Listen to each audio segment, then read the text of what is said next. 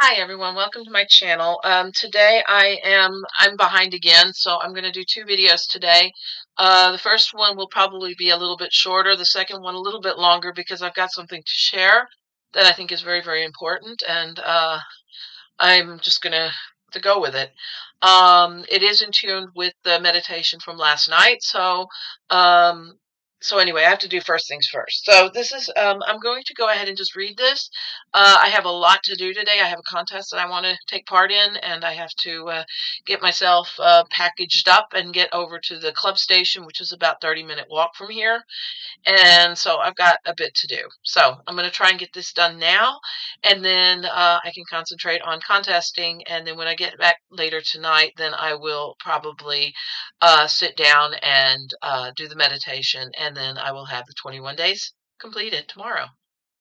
So today is January 31st, but I am working for day 19, January 29th. So I recorded all of this on the day that I recorded all of this on the day that I kind of, did the I recorded it on the day that is listed. So, you know the drill. So anyway, I'm just going to go ahead. Okay, so I started by saying I'm trying to think about what we spoke about last night. The words feel a bit jumbled in my mind. What it is about space that fascinates me so much. And Nigel says, perhaps it is your love of old TV shows that depict it in such a way. I said, it is strange that I never got into astrology. I figured that that's where space and spirituality cross. I just can't wrap my brain around the whole which house decides my financial history and who I am best suited for based on birthdays. It just feels like the luck of the draw. Nigel says in some ways it could be that. To others, it could be based on a much easier idea. With whom is someone most compatible? You are compatible with your husband, thus you having been married 30+ years. I said, yes, I really cannot imagine my life without him. He is a very special man. Nigel says the notions of astrology go much deeper than that. It is a spiritual science. Excuse me. I said, maybe that's why I never could grasp it. I've never been exceptionally good with science. I do wish that I had applied myself better when I was at the university. Maybe I am much smarter than my GPA said. Nigel says, you are. When you started taking tests now, you have found that you can pass them, so you know how to apply yourself to them. It is just a question of motivation. I said, I suppose I have been motivated to try things. I just wasn't as motivated as I could have been. Nigel says, why do you suppose you were not as motivated? I said, I think it was just hard for me to study something that I didn't want to do. It was easy to declare a major and and do it because I wanted to eventually finish. But now it just feels like taking steps and not really caring. Nigel says, I think you just answered why it is that you are not a star student back in the day. It is easier to go and study something when you had the aspirations to do it. Before you went to Russia, you were excited about your studies. It was a stepping stone to reaching a specific goal. But after you returned and had accomplished your goal, what happened? I said the motivation was gone. I had accomplished a goal, and once I came back, it was like, what's the point? It was magnified when the academic advisor told me I was terrible with languages and should give them up. I was devastated by his words. But then I went and spoke to another Russian teacher and was so despondent. He asked me what had happened, and I told him I was that what the advisor had said. Suddenly, I saw a shadow cross his face, and he looked at me and said that guy was an asshole and I shouldn't quit. It wasn't about me quitting. I decided to prove him wrong. 2 weeks later, I graduated, but I never forgot what he said. In hindsight, I think that I've been trying to prove him wrong by learning to speak fluent German and moving on. Nigel said, that was a constructive response to all of that. But you have not only proven him wrong, you have found a way to rise above the meaningless words of an arrogant person or an ignorant person. Well, arrogant too, but anyway. This leads back to the issue that we spoke about last night, the notion of ignorance. People speak cruel words out of many emotions, specifically jealousy. Most people go through life trying to tear down another person, which is done through a sense of jealousy. They want to acquire that which another person has attained. The words that people say to others is not always about constructive critique. They see in others qualities that they wish they themselves had. The advisor that you had was one such person. Deep down inside, he wished that he had the same enthusiasm for the subject matter that you had. By trying to tear you down, do you think that it is possible that maybe he said those things because his love for the subject matter was wavering somehow? Burnout is a very real thing, even among academics. I said I never really thought about that in that way. And Nigel says jealousy is an emotion that not only hurts the person experiencing it, but also affects the object of that emotion. So next time you see someone doing what you wish you had done, I said, I know, do not be jealous of them, just be happy for them. And Nigel says, I'm proud of you. I said, thank you, that means a lot. And he said, so now that you've spoken about that, what are you thinking? I said, I'm thinking that maybe my life did turn out the way it should. I mean, I may not have a career, but I do have someone to love. I live in a safe place, and I have friends and family here. It is not always as I imagined, but I'm thankful for it as it is. Nigel said, then that is the important message. Sometimes success is not measured materially, but it is measured in the heart and soul of a person. And from where I am sitting, you are a success, and far more so than perhaps you believe. And I said, thank you. And he said, my pleasure. And that's where we stopped. So, yeah, I was recalling that time in my life when I had been told that, and I really didn't know why I was being told that. But as it turned out, there was something to be said for, which kind of shed some light on why people react the way they do. Sometimes people are just jealous. They just do not like that someone else has something that they have. And the other day I felt a little twinge of envy when I saw on my Facebook feed that my cousin had self-published a book. And I said, I've been writing for over 30 years and I love to write. And I wrote a novel and I've never published it. And the part of the reason was because I couldn't find anybody to edit it, to actually read through the manuscript and to help me with it. And I've had people tell me, advise me that I should, how I should, do that. I mean, the novel was written 20 years ago, but I never really had the courage to go and try and publish it. So I was kind of just stuck, and I'm saying I'm a writer, but what am I doing? Where am I going? So I was looking at that and I was seeing that and I was seeing that little twinge of envy that I had towards her and not really wanting to take that away from her, but just going, why is it that, you know, this is that I why is it that I've been so scared to pursue writing when it's really what I love? And since I can't do singing and I can't do music, well, I mean, I could if I wanted to, but do I really want to like try and become a professional singer? I don't think so. I'm 55 years old. I think I'm beyond my prime with that. But with writing, I could go into writing. I could just continue to do the writing and enjoy it and get something out of it. And with these notebooks, I could probably put them into a journal or into a book form and just and try and publish it. But I don't know. It's just there's always these roadblocks where I say, well, what if this? What if that? What if this? And so it's really something that I have to work towards like changing so that I can actually publish it. So my biggest ambition is to actually publish that novel that I wrote 20 years ago because I think it's a really great it turned out it was a really good story, I think it was I think the story idea and the flow and everything. I had good antagonists, I had good heroes and good people. It was a very and strangely enough, the book itself was mostly masculine figures. It was mostly men because it was about monks in a monastery. And the other main figure in it was just one young girl who went through some very traumatic times, but by the end of it, it's like people are, you're cheering for her to actually come, to accomplish or overcome all of the hard things that she'd been through. And it may be triggering for some, but the book itself is just really, really you had some really good nasty antagonist characters which enable a hero to be a hero.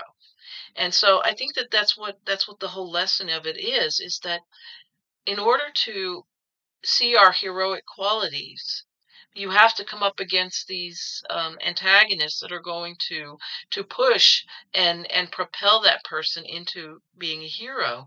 And given current events, the thought of hero is that it's just that it's this notion of where we go.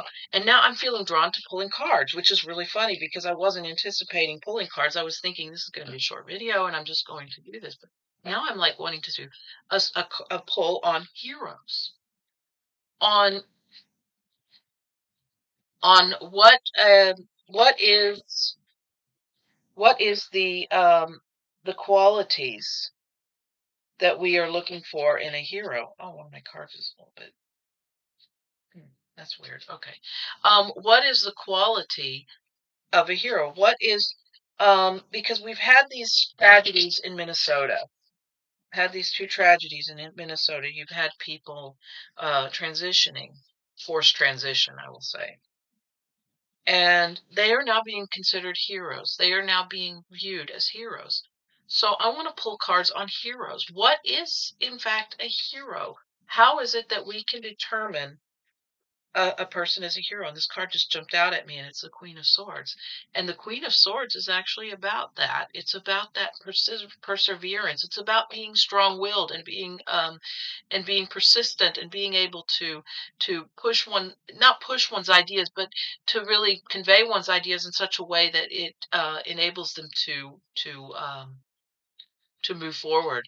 And I think that this is that energy that we are now in as far as current events are concerned and as far as the notion of heroes is concerned. We are in that. And at the base of the deck, we have the Four of Swords, which is about somebody said that this is pretty much like the Death card, but it's a minor arcana. So I always thought that there was always a card that was like the minor arcana Death card, and I think this is it. And that is at the base of the deck. So that is what the hero is bringing forth. So they're bringing forth this idea of this. They're bringing forth the idea that this is going to come about. And maybe in reference to my story or my book, the whole idea of being a hero is barely being able to overcome the things and challenges that one faces. It's crossed by the Five of Swords, and this is the evil that this is the antagonist. This is the evilness that comes through the actions of other people. So this is and I mean, you look at this guy, and he's holding four swords, and he's got one in his hand. He can't really use all these swords, but it's sort of like that notion of I've got these, and I'm strong and powerful, and I'm going to prove it to you. And that is what these heroes actually went up against. They had phones and whistles, and the other people had bang bangs. The underlying energy is the King of Swords. Okay, lots of swords energy, lots and lots and lots of swords energy. And the King of Swords, I have to remember what the King of Swords is. I think it's more of an elaboration of the Queen of Swords, but we got the King of Swords, we got the Queen of Swords, and let's just do this. The Queen of Swords, independent, no nonsense, strong sense of fair play. Yeah. And the King of Swords is cool, detached, intriguing, and strong. So that's strength. That is the strength of the heroes, the hero's strength, the hero journey, the heroes coming forward and moving forward and doing the things that are important. In the immediate past, you have the Ace of Pentacles. And this brings me to the beginning of, and I think that this is like in the immediate past, we could say, that people are starting to realize what is going on. And instead of fighting with swords, they're fighting with their pocketbooks. They're telling people that they do not want, they're finding other ways to go into battle that isn't going to that isn't going to harm them in such a way that they, could lose life or limb. So this is the people saying, you know what?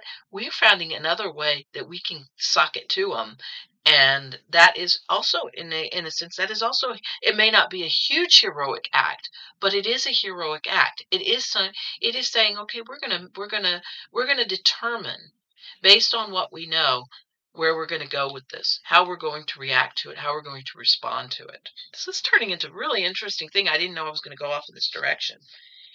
Overarching energy is the devil energy. That is, yeah, this is in the hero's journey. This is the overarching energy. This is what you're going up against. You're going up against that evil, that devil energy. I don't need to say much more than that. In the immediate future, you have the Queen of Wands, and I'm gonna. So the Queen of Wands is warm, attractive, personality, cheerful, busy. Um, Home is important to her. This is fighting for your home. This is fighting for what is your security, your safety, all of the things that home sort of implies. This is what you're going up against. And so this is how you become the hero, is you just fight for what's important to you. And that is the hero's journey. That is the hero's journey.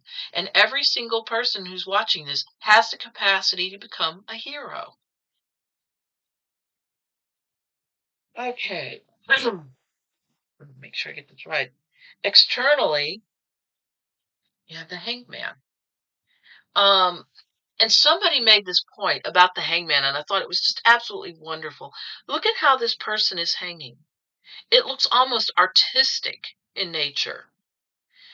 And I think this goes into the hero being like Bruce Springsteen, using art as a way to fight up against or battle up against the evil that has overtaken the world. He has, in essence, become a hero because he's doing that. And my other reading is going to be a lot more about that song. But I just think that this just kind of comes together. This like brings everything together. So the artistic, the finding creative ways in which to contend with the issue at hand. Okay. Externally, and how others see you is the Eight of Wands, and this is surging forward and moving forward. And I'm drawn to the sunshine at the very back of the card here, because this is where we're heading. This is where we're going. We're heading towards the sun. We're moving towards the sun in every way possible. Creative, passionate, strong, heroic. We're moving towards the sun. So this should give a lot of hope. I think this gives a lot of hope, these cards. Um, Hopes and fears is the world, the new beginning, the endings and beginnings, the beginning of something new, the ending of something old, bringing that to full circle. And the final outcome is the Eight of Cups. This is walking away from what does no longer serve you. And once the hero's journey has come full circle, this is what this is what will ultimately happen. That the people on the other side are going to walk away. They're just going to give up, because love is the most powerful thing there is.